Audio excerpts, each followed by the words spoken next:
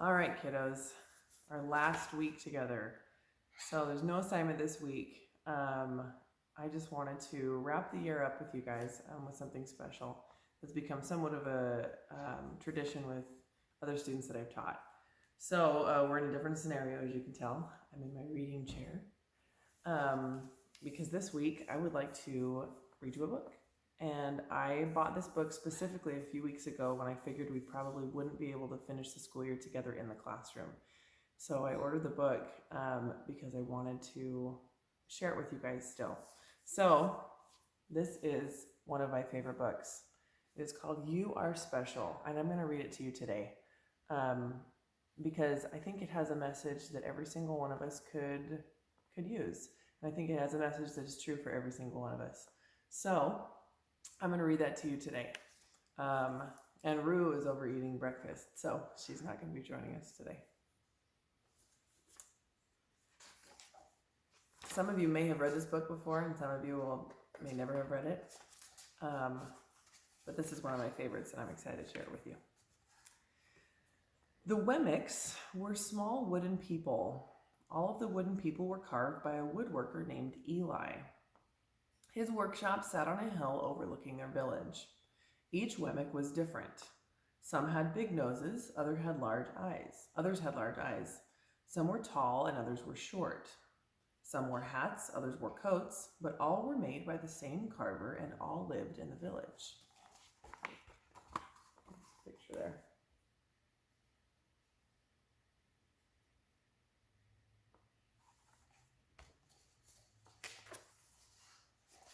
All day, every day, the Wemmicks did the same thing. They gave each other stickers. Each Wemmick had a box of golden star stickers and a box of gray dot stickers. Up and down the street, all over the city, people spent their days sticking stars or dots on one another. The pretty ones, those with smooth wood and fine paint, always got stars. But if the wood was rough or the paint chipped, the Wemmicks gave dots. So you can see they've got a bunch of stars, and this guy's got a few dots on him.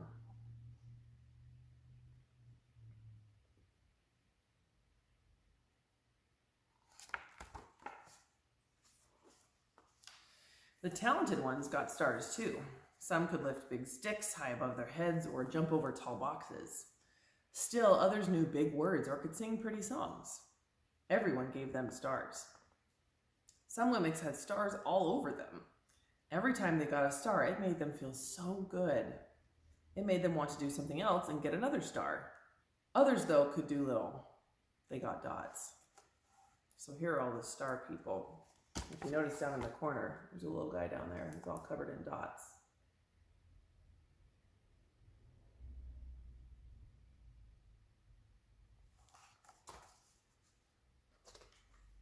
How many of you have experienced something like that when you do something good or do something impressive and people give you praise for it? You think, wow, I want to do something impressive again.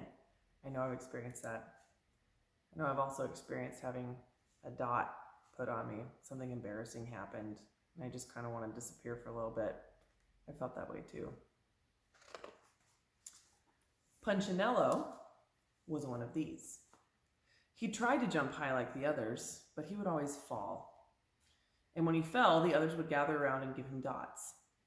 Sometimes when he fell, his wood got scratched, so some people would give him more dots.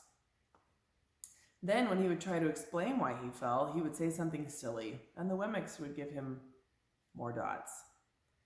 After a while, he had so many dots that he didn't want to go outside.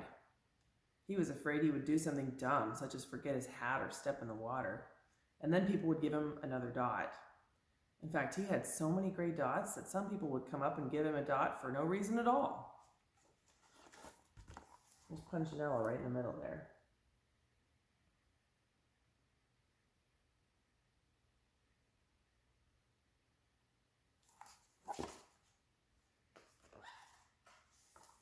He deserves a lot of dots, the wooden people would agree with each other. He's not a good wooden person.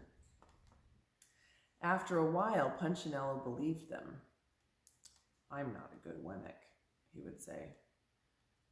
The few times he went outside, he hung around other Wemmicks who had lots of dots. He felt better around them.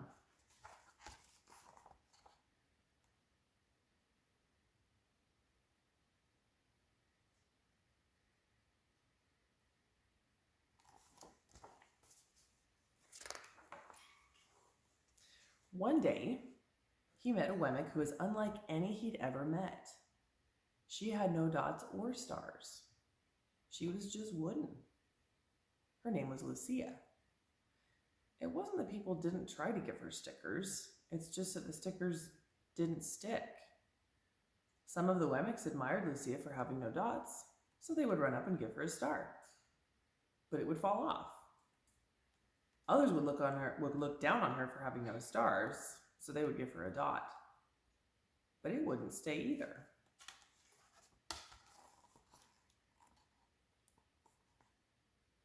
There's Lucia. There's Punchinello looking at her going, what? There's no stickers.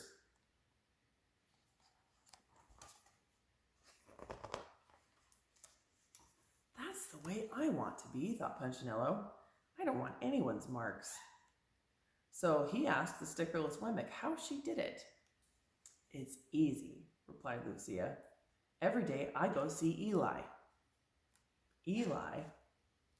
Yes, Eli, the wood carver. I sit in the workshop with him. Why? Why don't you go find out yourself? Go up the hill, he's there.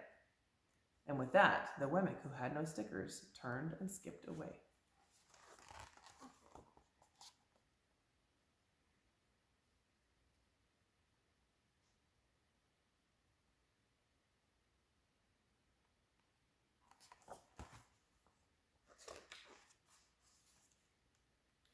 But will he want to see me?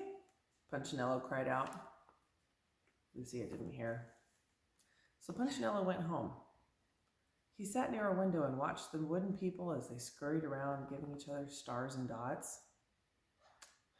It's not right, he muttered to himself, and he decided to go see Eli.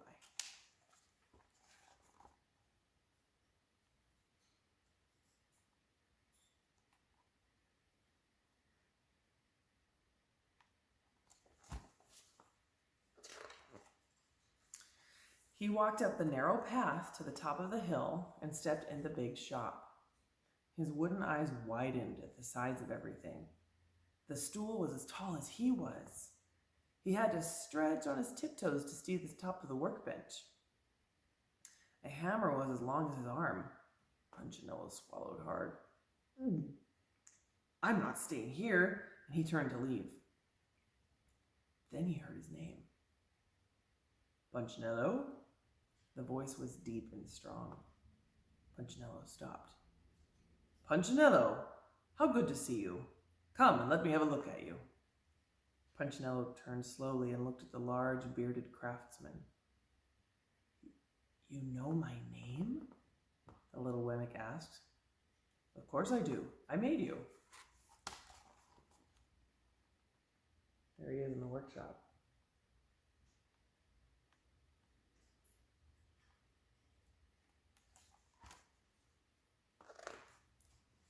Eli stooped down and picked him up and set him on the bench. The maker spoke thoughtfully as he looked at the gray dots. Looks like you've been given some bad marks. I didn't mean to, Eli. I really tried hard. Oh, you don't have to defend yourself to me, child. I don't care what the other Wemmicks think. You don't? No, and you shouldn't either. Who are they to give you stars or dots? They're Wemmicks, just like you. What they think doesn't matter, Punchinello. All that matters is what I think. And I think you are pretty special.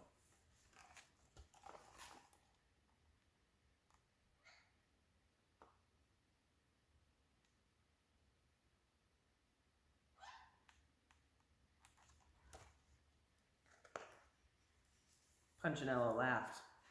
Me? Special? Why? I can't walk fast. I can't jump. My paint is peeling. Why do I matter to you?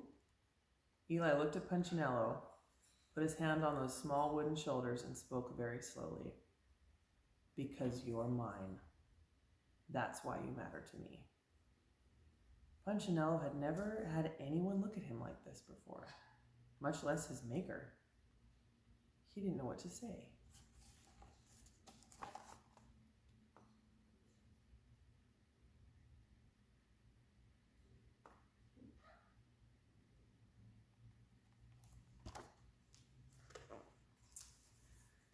Every day I'd be hoping you'd come. I've been hoping you'd come, Eli explained. I came because I met someone who had no marks, said Punchinello. I know, she told me about you. Why don't the stickers stay on her? The maker spoke softly. Because she has decided that what I think is more important than what they think. The stickers only stick if you let them. What? The stickers only stick if they matter to you. The more you trust my love, the less you care about their stickers. I'm not sure I understand.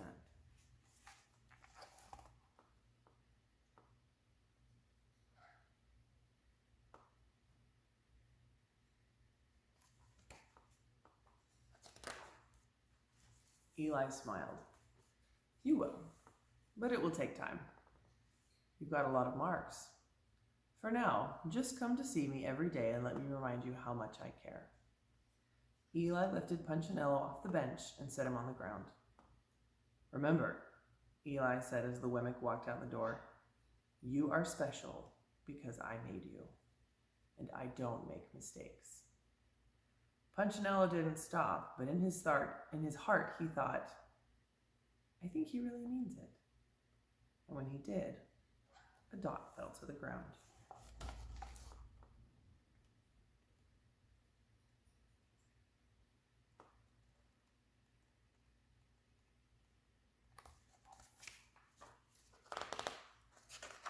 The end.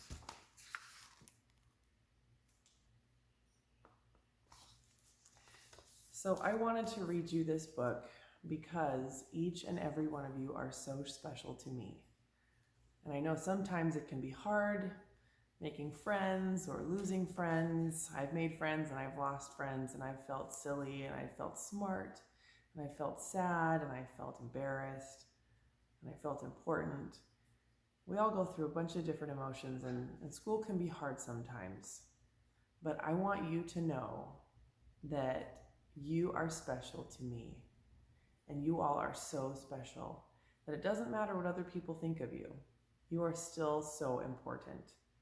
I wanted to read you this book, and like I said, share that tradition with you that I read with my students every year, and let you know that I love you so much. I have loved being your teacher. I will see you next year for those of you who are returning, and for those of you who are not, I wish you well. I hope you have such a happy life, and know that Mrs. Klein loves you. Have a wonderful summer, and I will see you again soon.